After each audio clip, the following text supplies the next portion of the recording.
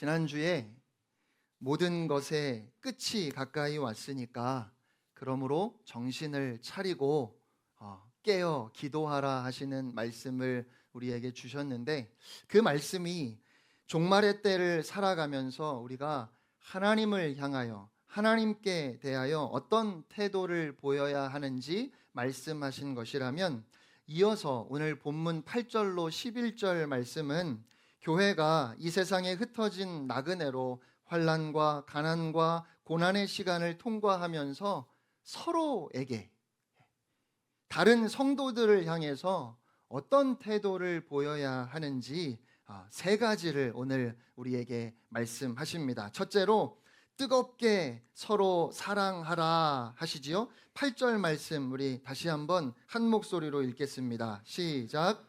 무엇보다도 뜨겁게 서로 사랑할지니 사랑은 허다한 죄를 덮느니라. 아멘. 고난이 오면 우리의 사랑이 식는 경우가 많습니다. 사랑은 우리의 의지적인 행동입니다.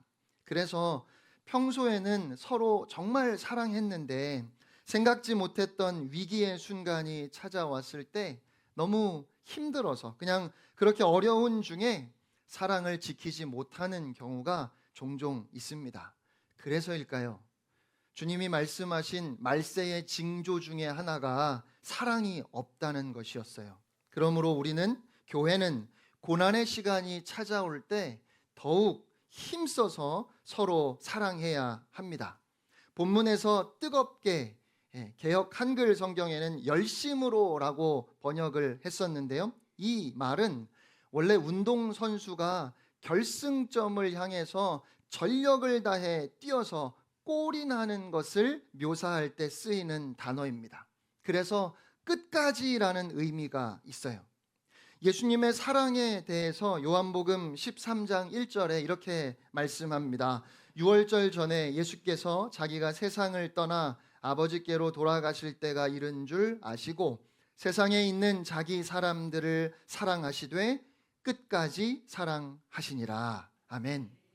그러니까 오늘 말씀은 단순히 사랑하는 일에 열심을 내라는 말씀이기보다 할 수 없는 지경에 이르렀다 생각할 때 한 발 더 나아가야 한다는 것이지요. 이제 더 이상은 못하겠다 싶을 때 포기하지 말고 주님이 우리를 끝까지 사랑하신 것처럼 우리도 서로 사랑하라 당부하시는 말씀입니다. 요한복음 13장 34절 말씀을 우리 함께 읽겠습니다. 시작. 새 계명을 너희에게 주노니 서로 사랑하라. 내가 너희를 사랑한 것 같이 너희도 서로 사랑하라. 아멘. 여러분, 내가 주님의 사랑을 받은 만큼이 내가 다른 형제와 자매를 사랑해야 하는 것의 기준이 되는 겁니다. 그러니까 내가 더는 그를 용서하거나 받아줄 수 없다 마음 먹으시려면, 그러면 주님께 나 자신도 이제 더 이상은 받아주지 않으셔도 된다고 그렇게 말해야 하는 거지요. 내가 주님께 언제까지나 용서받고 주님이 끝까지 나를 받아주셨다면, 그래서 오늘도 내가 주의 용서와 사랑을 누리고 있다면 나도 다른 형제와 자매를 그렇게 사랑해야 하는 겁니다. 그것이 끝까지라는 단어의 의미인 거예요. 우리의 힘으로, 내 힘으로 끝까지 사랑하는 것이 아닙니다. 그리스도의 사랑이 우리로 사랑하게 하는 것입니다. 초대 그리스도인들이 말할 수 없는 박해 가운데에서도, 카타콤의 그 지하 동굴 속에서도, 목숨을 기꺼이 버리는 순교의 현장에서도 그들이 끝까지 믿음을 저버리지 않고 그 신앙을 지킬 수 있었던 이유는 그리스도의 사랑이 그들 안에 있었기 때문이고, 또 그 사랑으로 서로 사랑했기 때문입니다. 그들은 고난의 시간 속에서 서로 뜨겁게 사랑했습니다. 사랑이 있을 때 우리는 어떠한 고난도 담대하게 극복해 나아갈 수 있습니다. 그래서 오늘 주님은 무엇보다 끝까지 서로 사랑하라 말씀하십니다. 우리는 사랑함으로 서로의 허물을 덮어주어야 합니다. 사랑은 허다한 죄를 덮는다고 하시지요. 어려운 일을 만났을 때 일반적으로 우리는 서로를 원망하고 비난하기 시작합니다. 그것이 우리의 죄성이지요. 이렇게 힘든 상황에 처하게 된 것이 누구 때문이라고 말하고 싶은 겁니다. 그런데요, 그렇게 환난 중에 성도가 서로를 원망하고 비난하기 시작하면 교회의 하나됨이 깨어지면서 우리는 환난과 핍박을 이길 수 있는 힘을 잃어버리게 되는 겁니다. 그러므로 고난의 시간이 다가올 때 우리가 사랑함으로 오히려 서로의 허물을 덮어준다는 것은 얼마나 중요한 일인지 몰라요. 진정한 사랑은 허물을 덮어줍니다. 본래 이 말씀은 잠언에서 인용한 것입니다. 잠언 10장 12절 말씀인데요. 미움은 다툼을 일으켜도 사랑은 모든 허물을 가리느니라. 교회 안에서 미움 때문에 악한 말로 상처를 더하고 다툼을 일으키는 것이 지혜롭지 않다는 말씀이겠지요. 반면에 사랑은 모든 허물을 덮는다 말씀합니다. 그런데 과연 덮는다는 것은 어떤 의미일까요? 교회 안에 누가 분명하게 잘못했는데 그저 묵인하거나 용인하라는 말씀일까요? 따지지 말고 넘어가라는 말씀일까요? 교회에 명백하게 불법적인 행위가 있고 누구도 이해할 수 없는 어떤 결정이나 악한 관행에 대해서 그저 은혜로 넘어갑시다라는 식으로 덮으라는 말씀일까요? 좋은 게 좋은 거라고 모르는 채 하고 넘어가라는 그런 말씀일까요? 어떤 부모가 자식의 명백한 잘못을 그렇게 덮어버리려고 한다면 우리는 그것을 진정한 사랑이라고 말하지 않아요. 본문에서 덮는다는 표현은 마치 제사를 드릴 때 제물의 피가 그 죄인의 죄를 덮는 것처럼 속죄하는 과정을 포함하는 말입니다.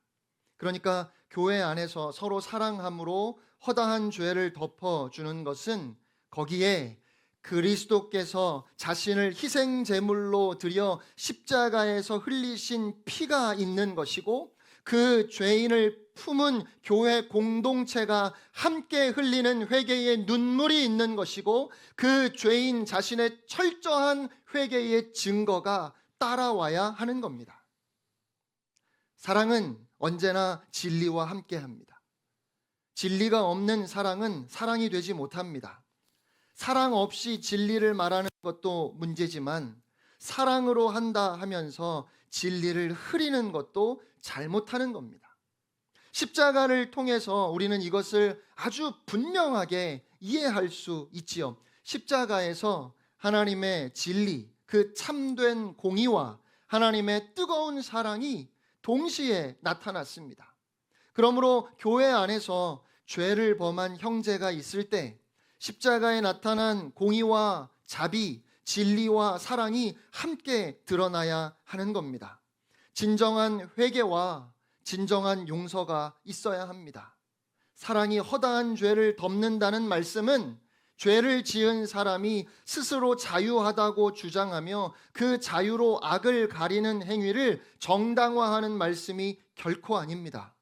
오늘 주께서 말씀하시는 허다한 죄를 덮어주는 사랑은 온 교회가 그 죄를 지은 형제와 더불어 회개하며 고통 가운데 드러나는 그리스도의 사랑을 의미하는 겁니다. 죄를 범한 사람 자신이 자신의 죄를 대충 얼버무리면서 덮어달라는 뜻에서 써먹을 수 있는 말씀이 결코 아니라는 것입니다. 오늘 교회가 어쩌면 그렇게 회개 없는 용서와 구원으로 스스로를 포장하고 있는 것은 아닌지 모르겠습니다. 그래서 세상이 참된 회개 없이 오직 믿음, 오직 은혜를 이야기하면서 그 자유로 악을 덮으려고 하는 교회를 향해 부끄럽지 않느냐고 이야기합니다. 세상을 부끄럽게 만들어야 하는 교회가 오히려 세상으로부터 부끄럽지도 않느냐는 조롱을 듣는다면 그건 교회가 명백하게 잘못하고 있음을 확인해 주는 일일 겁니다. 하나님이 사랑으로 우리의 허물을 가려주셨습니다. 하나님께서 우리를 사랑하셔서 우리의 죄를 덮어주셨지요. 그런데 하나님은 우리를 긍휼히 여기셔서 하늘에서 그저 우리의 죄를 없는 것처럼 그렇게 얼버무리신 것이 결코 아닙니다. 우리의 죄를 덮어주시기 위해서 하나밖에 없는 아들 독생자 예수 그리스도를 이 땅에 보내셔서 십자가에 희생시키셨습니다. 희생 없는 사랑이 죄에 대한 하나님의 공의로운 진노로부터 그 죄를 덮어줄 수는 없는 겁니다. 주님이 십자가에서 우리를 대신하여 죽으심으로 우리의 죄를 덮어주신 것처럼 죄를 범한 형제와 그 공동체는 다시 한번 함께 죽어야 하는 겁니다. 죄에 대하여 죽고 거짓에 대하여 죽어야 합니다. 그래서 하나님이 다시 그와 또 공동체를 일으켜 세워주시는 회복을 기다려야 하는 겁니다. 그런 참된 사랑만이 진정으로 교회를 죄로부터 깨끗하게 하고 이 세상의 진리이신 예수 그리스도를 증거하는 교회로 우리를 바로 서게 할 것입니다. 사단이 결코 할 수 없는 일이 있습니다. 여러분, 사단이 기적을 행할 수 있을까요? 네, 기적을 행할 수 있습니다. 사단이 능력을 행할 수도 있습니다. 성경을 보면 사단도 병을 고칩니다. 사단이 작은 귀신들을 쫓아내기도 합니다. 그러나 사단이 결코 할 수 없는 일이 있습니다. 바로 사랑하는 겁니다. 사단은 사랑할 수가 없습니다. 사랑은 하나님께 속한 것이기 때문입니다. 요한일서 4장 7절로 8절 말씀 우리 다 같이 한 목소리로 읽겠습니다. 시작. 사랑하는 자들아, 우리가 서로 사랑하자. 사랑은 하나님께 속한 것이니 사랑하는 자마다 하나님께로 나서 하나님을 알고 사랑하지 아니하는 자는 하나님을 알지 못하나니 이는 하나님은 사랑이심이라. 아멘. 아멘.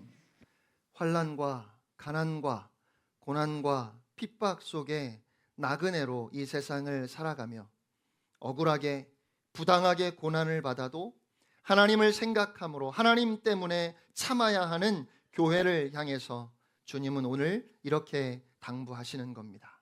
사랑하는 자녀들아, 무엇보다 더욱 열심으로 끝까지 서로 사랑하라.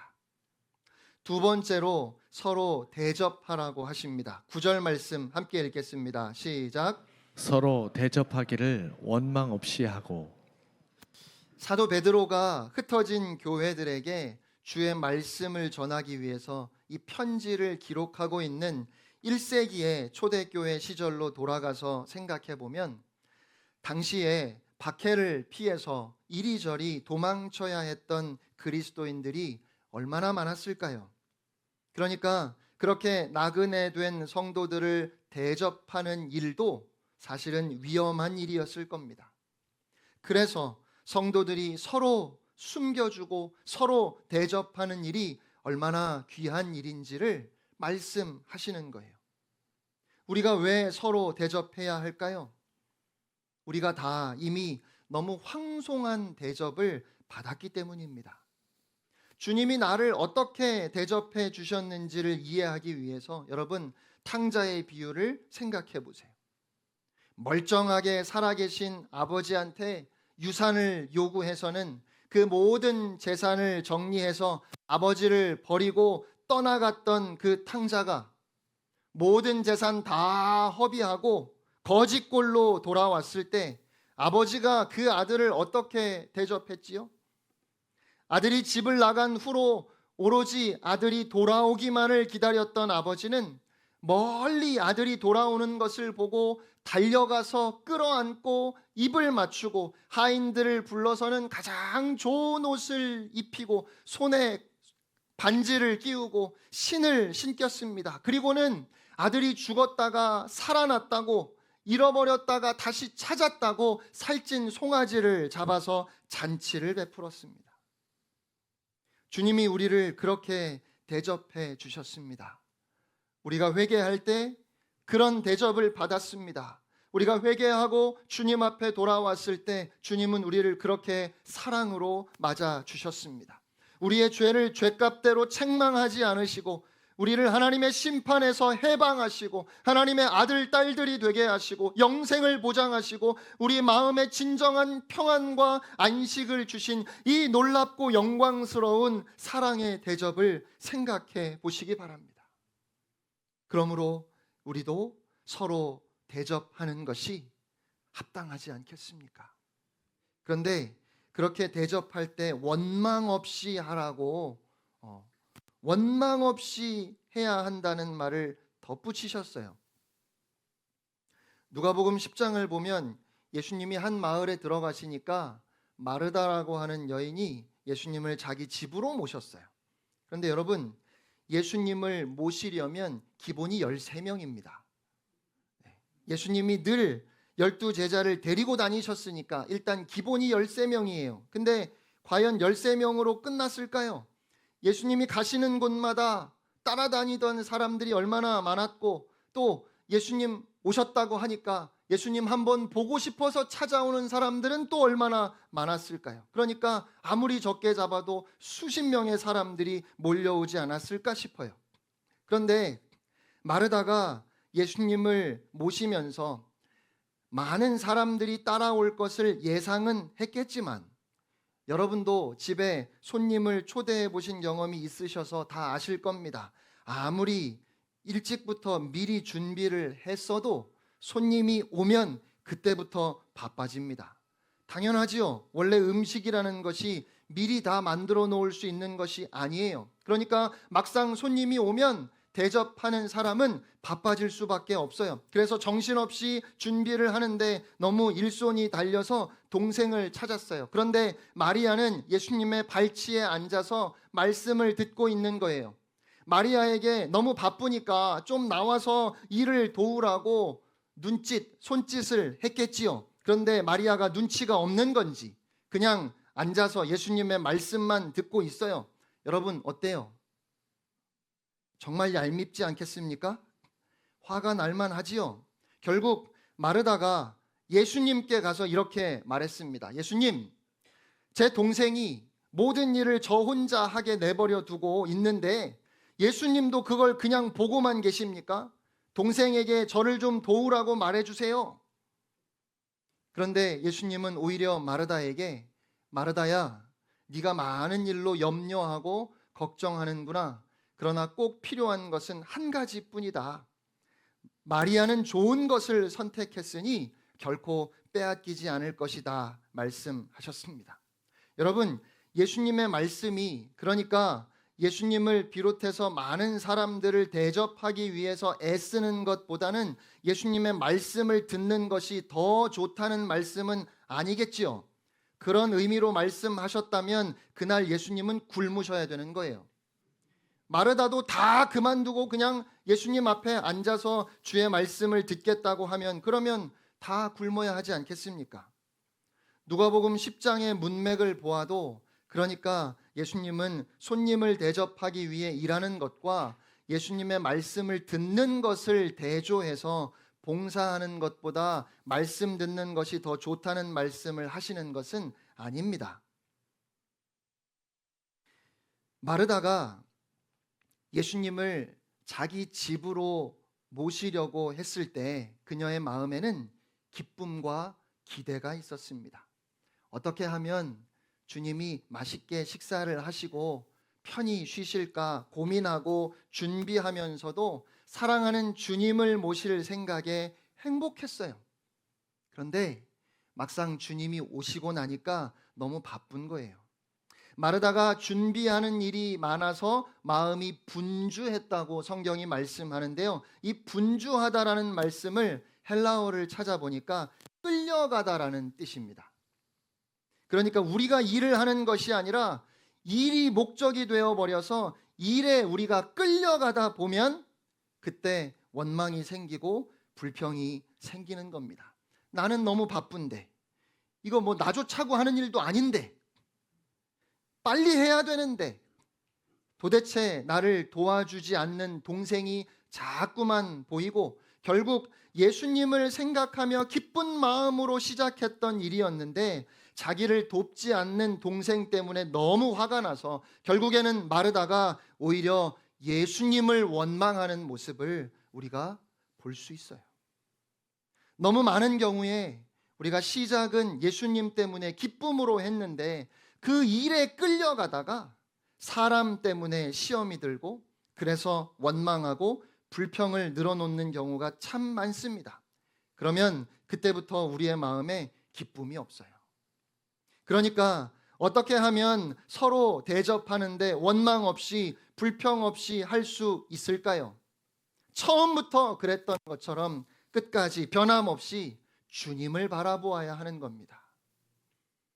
예수님이 우리를 대접해 주신 것, 주님이 우리를 섬겨 주신 것을 생각할 때 원망이 사라지고 불평이 사라집니다.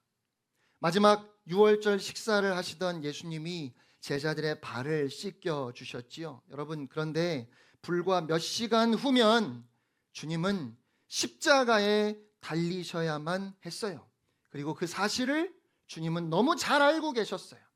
이후에 겟세마네 동산에서 주님이 기도하셨던 것을 떠올려 보면 여러분, 십자가를 지는 것은 예수님에게도 정말 고통스럽고 피하고 싶은 일이었습니다. 그런데 그럼에도 불구하고 불과 몇 시간 전에 예수님은 지금 제자들의 발을 씻겨 주시는 거예요. 그리고 부활하신 주님은 갈릴리로 가셔서 제자들을 만나시는데 그때에도 예수님이 손수 아침 식사를 준비하시고 제자들을 또 대접하셨어요. 그런 주님의 섬김이 주님이 붙잡히실 때 뿔뿔이 흩어져 도망쳤던 제자들을 다시 회복시켰지요. 여러분, 그래서 환난을 피할 수 없는 교회를 향해 오늘 주님께서 불평하지 말고 원망 없이 서로 따뜻하게 대접하라고 당부하십니다.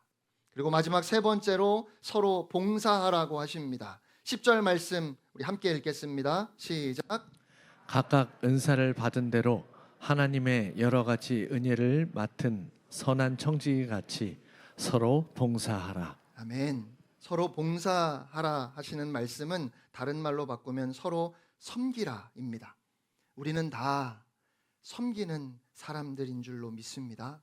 서로 섬기도록 봉사하도록 부르심을 받았어요. 여러분, 주님도 우리를 섬기기 위해 이 땅에 오셨습니다. 마태복음 20장 28절을 보면 인자가 온 것은 섬김을 받으려 함이 아니라 도리어 섬기려 하고 자기 목숨을 많은 사람의 대속물로 주려 함이니라. 십자가는 섬김의 극치이지요. 주님은 우리를 섬기시되 우리를 위하여 목숨까지 내어주셨습니다. 이제 우리는 그런 주님을 본받아 서로 섬겨야 합니다. 각자 교회를 섬기는데 필요한 은사를 주께서 주셨어요. 성령님이 모두에게 은사를 주셨습니다. 그러니까 누구도 교회를 세워가는 일에 구경꾼이 되거나 배제되는 일이 없어야 합니다. 또 나에게 은사를 안 주신 분야에서 자꾸만 내가 뭘 하려고 해서도 안 되겠지요. 각각 받은 은사대로 봉사할 때 주님의 교회가 건강하게 세워져 갑니다. 그러니까 여러분, 우리 중에 필요 없는 사람은 없는 거예요. 옆에 있는 우리 성도님과 한번 인사하겠습니다. 나는 집사님이 꼭 필요합니다. 나는 권사님이 꼭 필요합니다. 네.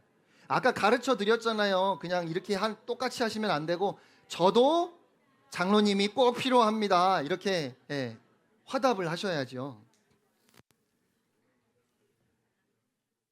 사랑하는 여러분, 우리는 서로에게 꼭 필요한 사람들입니다. 빌립보서를 묵상하면서 저에게 감동을 준 한 사람이 있습니다. 바로 에바브로디도입니다. 성경을 보면 그가 설교했다는 말씀이 없어요. 능력을 행했다는 말씀도 없습니다. 그러나 그는 바울이 필요할 때마다 바울 곁에 항상 있어서 바울을 도왔습니다. 이 돕는 은사가 얼마나 아름다운지 모르겠어요. 그건 눈에 보이게 드러나서 사람들의 박수를 받는 은사는 아닐지 모르겠습니다. 하지만 교회를 위해서 정말 필요하고 아름다운 은사가 아닐까 싶어요. 저는 성령님이 저에게 돕는 은사를 주시면 참 좋겠다는 생각을 많이 합니다. 그래서 여러분이 힘들 때 여러분 곁에서 힘이 되고 위로가 되는 목사가 되면 참 좋습니다. 선한 청지기 같이 서로 봉사하라고 하십니다. 청지기는 주인의 재산을 맡아서 관리하는 사람입니다. 집을 맡은 청지기는 무엇보다 주인의 뜻대로 집을 관리하고 운영해야 합니다. 주인을 만족시키는 청지기가 선한 청지기입니다. 마찬가지로 교회는 주님이 기뻐하시는 일에 온 힘을 쏟아야 합니다. 우리의 말은 주의 말씀을 전하는 것이어야 하고 우리의 모든 봉사는 주님이 주시는 힘으로 해야 합니다. 우리의 모든 말과 행실이 주님이 기뻐하실 만해야 하는 겁니다. 주님의 뜻대로 주님이 기뻐하시는 일을 위해서 우리가 다 함께 힘을 모아야 합니다. 그러면 하나님이 그 모든 일을 통하여 그리스도 예수 안에서 영광을 받으실 것입니다. 사랑하는 성도 여러분, 교회에서는 오직 주님만 높아지셔야 합니다. 우리의 모든 말과 행실을 통해 오직 예수님만 높여야 합니다. 그래서 오늘 이 시간에 지난 시간 우리의 말과 행실이 어떠했는지 돌아보아야 하겠습니다. 너무 힘들어서 그랬을 겁니다. 분주하다 보니 그랬을 겁니다. 그런데 그래서 주님은 오늘 우리에게 더욱 열심으로 뜨겁게 끝까지 사랑하라 당부하십니다. 원망 없이 서로 대접하는 일을 다시 하라고, 서로 섬기라고, 끝까지 봉사의 일을 내려놓지 말라고 당부하십니다. 새롭게 마주하는 한 주간도 우리를 통해 오직 하나님께서 영광 받으시기를 소원하며 선한 청지기의 삶을 살아내는 여러분이 다 되시기를 주님의 이름으로 축복합니다.